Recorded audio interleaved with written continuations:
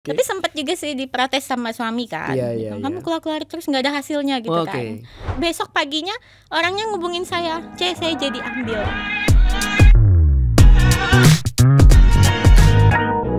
Masih suasana tahun baru 2025 dan kali ini Anthony masih ingin mengucapkan Happy New Year. Semoga di tahun 2025 ini kalian semua bisa mencapai resolusi yang kalian harapkan bisa tercapai. Dan lagi-lagi Anthony ingin bicarain tentang punya bisnis atau punya usaha. Karena memang di Indonesia ini banyak sekali Gen Z, anak muda maupun yang enggak muda lagi, itu pengen punya bisnis dengan berbagai alasannya.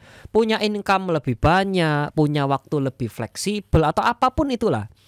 Dan enggak sedikit dari kalian semua yang waktu punya resolusi tahun ini aku mau punya bisnis sendiri berakhir jadi resolusi turunan alias turun menurun dari tahun ke tahun enggak tercapai-capai. Dan hari ini Anthony kehadiran seorang narasumber yang menurut Anthony cukup luar biasa. Karena ya bisa dikatakan kalau orang Surabaya ngomong ini bonek atau bondo nekat atau bahasa Indonesianya modal nekat gitu ya. Nggak ada pengalaman dalam bidang industri properti, coba-coba dan akhirnya berhasil membuat mimpinya jadi nyata. Nah bagi kalian yang kepingin punya kenekatan yang rencana nggak selalu sempurna gitu ya, tapi bisa punya kenekatan untuk memulai sebuah bisnis, jangan lupa tonton video ini sampai akhir ya.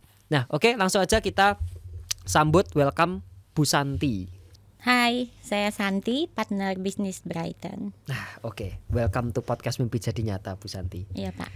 Tadi di awal Anthony udah cerita untuk prolognya bahwa kita orang Indonesia itu kebanyakan punya banyak rencana, nah punya banyak resolusi. Wah kalau bikin resolusi tuh cantik, cakep gitu ya. Tapi banyak terkendala, berhenti, zong dalam hal execute. Tapi Bu Santi tadi sempat cerita sesuatu yang menarik. Aku ini modal nekat Pak Anthony. Bisa diceritain nggak ini maksudnya modal nekat itu seperti apa Bu Santi? Modal nekatnya itu karena pertama itu kepingin gitu punya penghasilan sendiri Pak. Oke. Jadi pas dengar Brighton, kayaknya ini prospek juga ya gitu. Ya udah saya join tanpa izin suami, langsung gabung gitu. Langsung bayar sendiri. Iya benar-benar. Oke. Gitu. Terus akhirnya suami taunya kapan itu? Pas waktu saya sering keluar, biasanya kan cuma di toko. Iya. Cuma di toko bantuin gitu kan, jaga toko di rumah. Toto pamit melulu gitu. Iya, saya keluar. Ngapain gitu kan. Iya. Nah, saya sekarang jadi agen properti, saya bilang gitu. Iya. Jadi pamitnya selama itu ngomong apa? Ya pokoknya keluar lah. Iya, survei, saya mau survei. Saya mau ke kantor. Ini menimbulkan kecurigaan saudara-saudara. Waktu itu nggak gonjang-ganjing, aman lah ya. Aman sih Pak, aman. Oke. Ini pamitnya nggak jelas ini. Mau survei. Iya. Jadi survei ya sempat lama juga sih Pak. Saya tuh 4 bulan belum closing. Oke. Jadi cuma pamit survei aja terus. Nggak curiga itu Pak, 4 bulan ngilang gitu. Iya. Tapi sempat juga sih diprotes sama suami kan. Kamu keluar-keluar terus nggak ada hasilnya gitu kan. Oke, jadi pas waktu terakhir itu saya survei, di perjalanan itu saya doa sama Tuhan. Tuhan, saya ini sudah lakukan yang terbaik, saya bilang. Kalau Tuhan bilang memang Tuhan mau berkati saya di Brighton, Tuhan tolong ya kasih saya closing, saya bilang gitu. Nagih Tuhan, I do my best. Tolong Tuhan, saya bilang. Tapi kalau Tuhan bilang memang bukan di sini berkat yang Tuhan mau kasih, nggak apa-apa juga Tuhan, saya bilang gitu. Tunjukin jalan. Iya. Akhirnya puji Tuhannya besok paginya orangnya ngubungin saya, saya jadi ambil. Wah, puji Tuhan. Itu closing pertama jual beli. Jual beli itu di Primary Tanah Kaflingan. Iya. Karena sebenarnya sebelumnya itu nggak pernah ada sejarahnya, itu pernah jual Kaflingan kata mereka di Brighton itu waktu itu. Oke. Masih ingat nggak itu closing pertama nominal berapa? Itu harga tanah kaflingannya kurang lebihnya 1,5 M. 1,5 M ya. Oke, itu ada bonus-bonus? Waktu itu sih belum ya Pak, karena kan memang dia itu perumahannya itu termasuk yang ternama lah. Elit, jadi dia termasuk cuman komisi perlu, doang. Iya. Masih ingat nggak waktu itu terima duit pertama berapa waktu itu? 20 lebih lah Pak. 20 juta lebih ya. Langsung cerita suami, ini nih 20 juta 4 bulan gitu. Bilang nggak waktu cerita nggak? Enggak, diam-diam aja. Diam-diam aja lu nanti minta hasilnya. Tapi ya ngajakin traktir makan gitu Pak. Keluarga kayak kita makan. Tapi cerita kan, aku closing lu. Iya, gitu. puji Tuhan. Cuman berapanya lu nggak perlu tahu. Iya. Gitu. Karena, kalau dia nggak nanya saya nggak tahu Pak. Kalau dia tanya baru saya bilang. Karena ternyata sampai podcast ke episode sekian, hukum bahwa uang suami adalah uang suami istri dan uang istri tetap menjadi uang istri masih berlaku gitu ya. Iya, ini rata-rata narasumber perempuan begitu ya. Oke, tahu-tahu kontraktir makan enak gitu ya. Oke.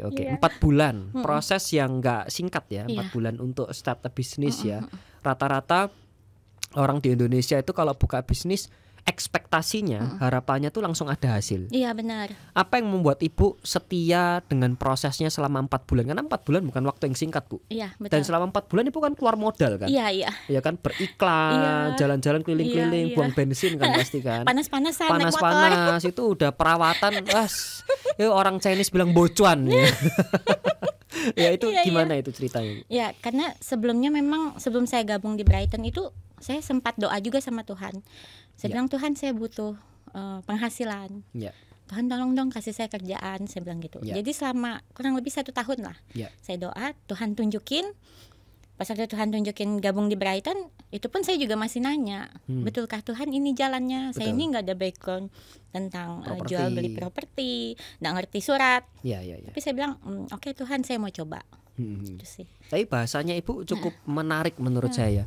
Tuhan kasih saya pekerjaan. Jadi Ibu selama ini jobless gitu, nggak ada kerjaan. Kan ibu rumah tangga juga pekerjaan. Gitu ya. Membantu suami juga pekerjaan. Iya sih. Pinginnya pekerjaan yang menghasilkan dan bisa buat kita pakai sendiri gitu Pak, menikmati. Iya. Untuk dinikmati sendiri ya. Oke.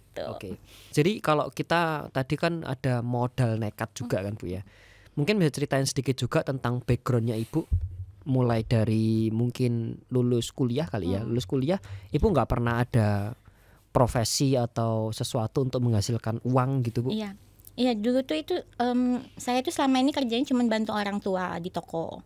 Ya terus juga lulusan sarjana, terus nggak sempat kerja juga karena nikah kan, punya usaha sendiri gitu. Buka toko. Dan langsung mendukung bisnisnya suami ya. Mantap.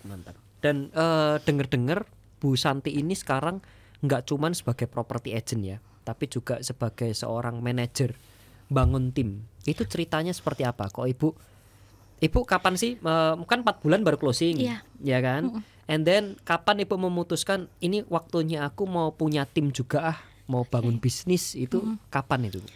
Sebenarnya enggak saya rencanakan sih Pak. Mengalir jadi, ya. Jadi saya jalanin aja. Terus ya dari yang closingan pertama itu, puji Tuhannya saya closing terus Tuhan kasih. Jadi bulan keempat langsung closing lagi atau 1 bulan 1 closing? Closing terus pokoknya berturut-turut ya? Pak. Jadi memang sepertinya dalam 4 bulan itu kayaknya Tuhan tuh kasih saya persiapan untuk menanam dulu. Akhirnya saya menuai gitu loh. Ya puji Tuhan ya. Jadi pas sering closing saya ditawarin dipromot jadi business manager.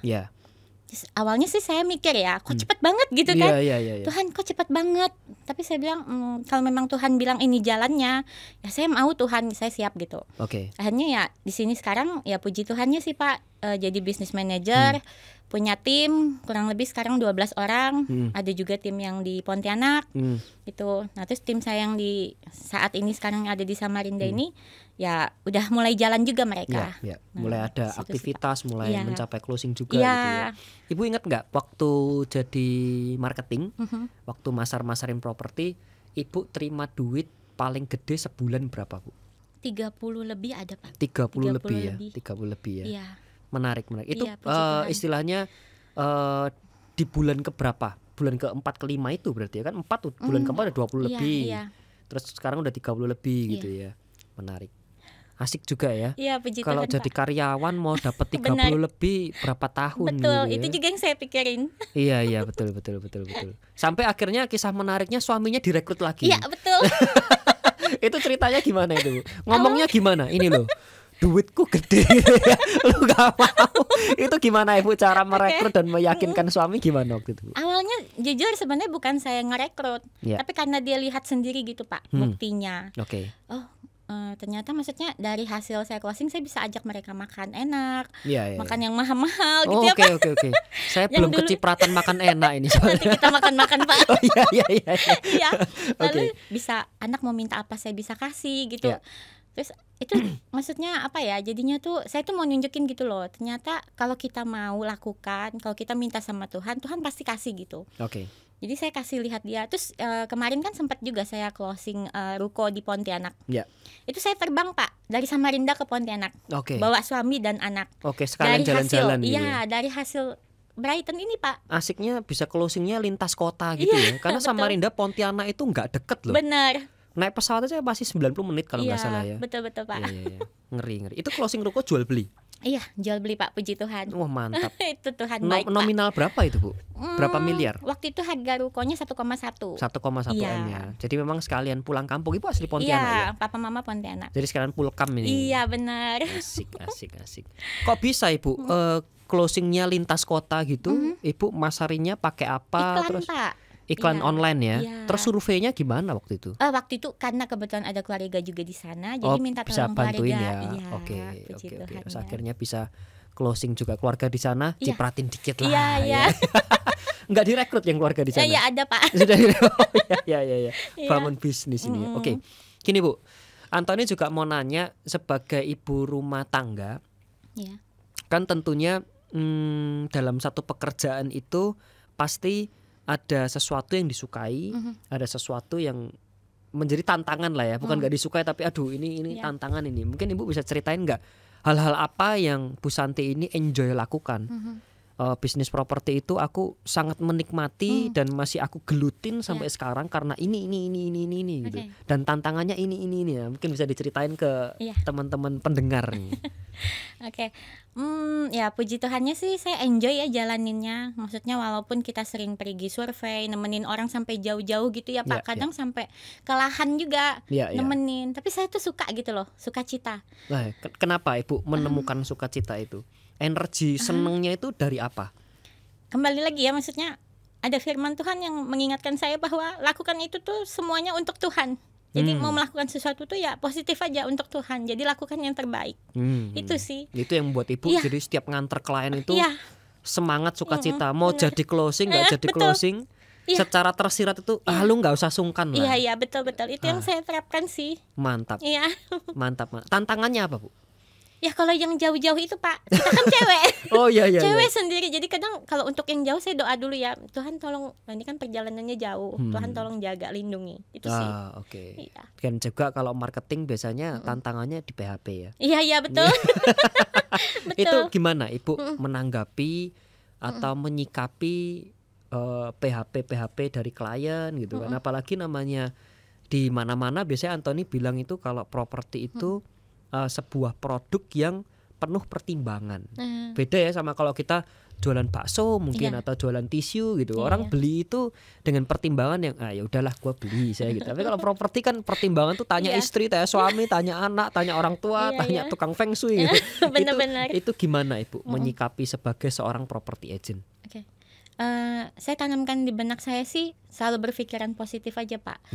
Jadi setiap orang mau bilang mau survei mau apa, ya udah saya layanin aja. Tanpa memikirkan jadi kan enggak ya gitu. Closing enggak ya gitu.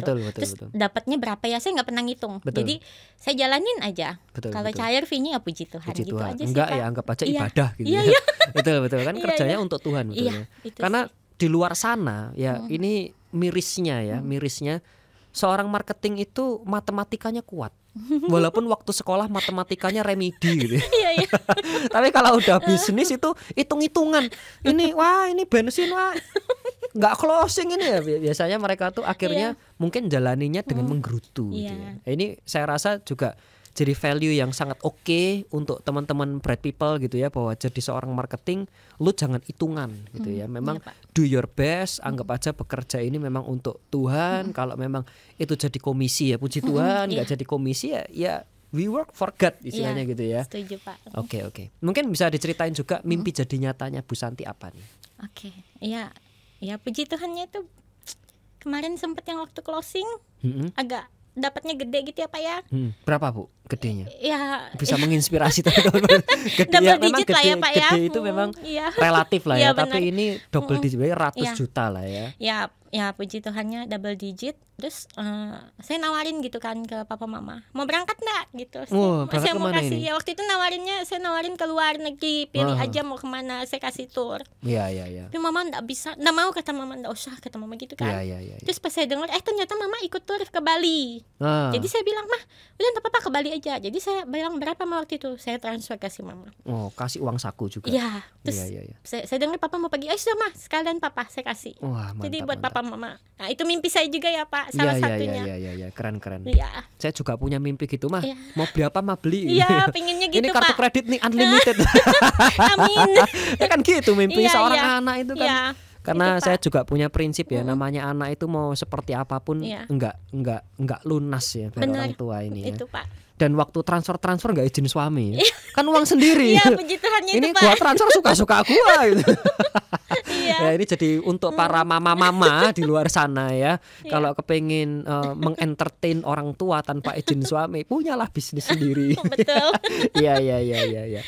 Asik ya, keren ya. And then kalau kita ngomongin mimpi jadi nyata, next dream-nya apa Bu? Apa yang Ibu ingin capai lebih lanjut lagi? Oke. Sekarang kan saya dipercaya jadi business manager ya Pak. Ya. Berarti saya punya tim. Saya punya tanggung jawab untuk bawa tim saya ini bisa sukses juga. Oke. Bisa berhasil. Bisa mimpi jadi nyata juga. Iya, betul. Itu sih yang saya doakan, saya minta sama Tuhan. Ya. Saya dipercaya untuk punya tim, berarti saya harus membawa mereka juga. Iya, untuk bisa sukses. Itu sih. Ya. Semoga tercapai Bu ya. Amin. Kalau memang Tuhan yang sudah arahkan, tentukan gitu kan. Ya semoga itu bisa jadi berkat untuk timnya Ibu juga. Amin. Oke, tadi kan sudah next dream-nya sebagai punya tim. Saya lihat juga sekarang Bu Santi kan sebagai sepasang suami istri itu sudah ada di Brighton. Ya istilahnya kalau di Brighton itu sebagai couple planner. Ibu punya mimpi apa sama suami sebagai couple planner di Brighton? Ya pinginnya sih Pak bisa dapat reward jalan-jalan gratis ya Pak ke luar negeri. Yes.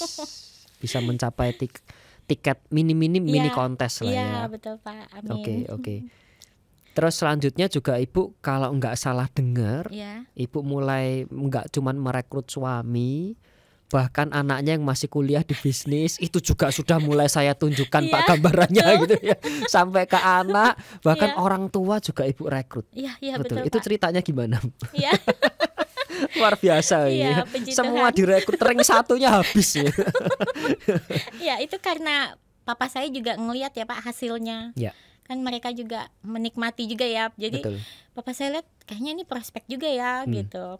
Terus juga papa saya pikir mungkin sambil juga lah dia pikir ngisi waktu gitu kan, supaya juga tambah wawasan, tambah pengetahuan. Jadi dia gabung gitu. Buat kesibukan juga ya. Betul. Oke. Dan papanya masih bolak-balik Pontianak sama Rinda ya. Betul. Dan anaknya di Jawa sekarang. Iya, masih kuliah tapi sudah pelan-pelan di prospek. Betul. Iya. Oke. Buat penutup Bu Santi, untuk teman-teman bright people di luar sana yang masih ragu, masih takut, masih banyak pertimbangan to start a business, pesan Ibu buat mereka, baik ibu rumah tangga atau siapapun lah ya, anak muda, apa nih buat mereka? Oke, seperti yang saya sudah alamin ya Pak, saya cuma bisa bilang di Brighton ini adalah jalan untuk kita menuju sukses, untuk bisa punya penghasilan double digit bahkan triple digit. Jadi kalau sudah melihat peluang itu cepat ditangkap, jangan disia-siain. Itu sih pesan saya. Nekat aja dulu. Benar. Hashtag ya, jangan lupa nekat aja dulu. Oke, thank you so much Bu Santi untuk waktunya, boleh sharing ya, sangat inspiratif. Ibu rumah tangga, mimpi jadi nyata. Istilahnya juga bisa kasih papa mama liburan gitu kan. Itu tentunya menjadi sebagian besar impian anak muda zaman sekarang. Kalau ditanya mimpinya apa, bagian orang tua gitu ya. Salah satunya Bu Santi sudah mencapai itu. Dan juga pesan saya, suasana tahun baru tentunya jadi semangat baru, peluang baru, lembaran baru ya. bagi yang punya resolusi, kepingin punya income tambahan atau kepingin punya income lebih besar, punya peluang yang lebih besar, mungkin industri property agent bisa menjadi pilihan kalian. Tentunya dengan modal yang cenderung paling kecil dibandingkan ketika kalian semua teman-teman Bright People mau buka bisnis yang tentunya memerlukan sewa tempat gitu kan, buka kafe. Itu bukan bisnis yang buruk, tapi bisnis yang perlu modal. Nah, untuk rata-rata anak muda, Gen Z atau siapapun yang mau buka bisnis dengan modal minim, saya lagi bisnis property agent di Brighton bisa menjadi salah satu peluang atau pilihan untuk kalian semua. Dan tentunya bagi kalian semua Bright People yang merasa video kali ini bermanfaat, tentunya bisa memberi dampak untuk kalian semua, atau mungkin punya saudara teman yang membutuhkan semangat untuk suasana tahun baru, bisa share video ini, bisa like, dan jangan lupa subscribe Mimpi Jadi Nyata podcastnya. Dan tentunya sampai jumpa di episode selanjutnya.